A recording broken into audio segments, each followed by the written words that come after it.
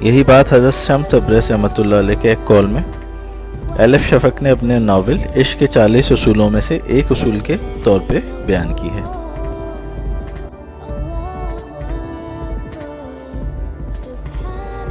آپ فرماتے ہیں یہ دنیا اس برفانی پہاڑ کی طرح ہے جہاں بلند کی گئی ہے ہر چیز، ہر آواز۔ یہ پہاڑوں سے ٹکرا کے بازگشت کی صورت میں واپس ہم تک پہنچتی ہے۔ جب بھی تم کوئی اچھی چیز یا بری بات کرو گے تم تک وہ ضرور پلٹ کے آئے گی۔ چنانچہ اب اگر تم کسی ایسے شخص کے لیے برے کلمات منہ سے نکالو جو ہر وقت تمہارا برا سوچتا رہتا ہے تو یہ اس معاملے کو اور بھی گمبھیر بنا دے گا، اور تم منفی قوتوں کے ایک نہ ختم ہونے والے چکر میں گھومتے رہو گے،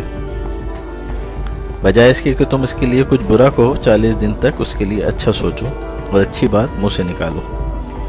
تم دیکھنا کہ 40 دن کے بعد ہر شے مختلف محسوس ہوگی، کیونکہ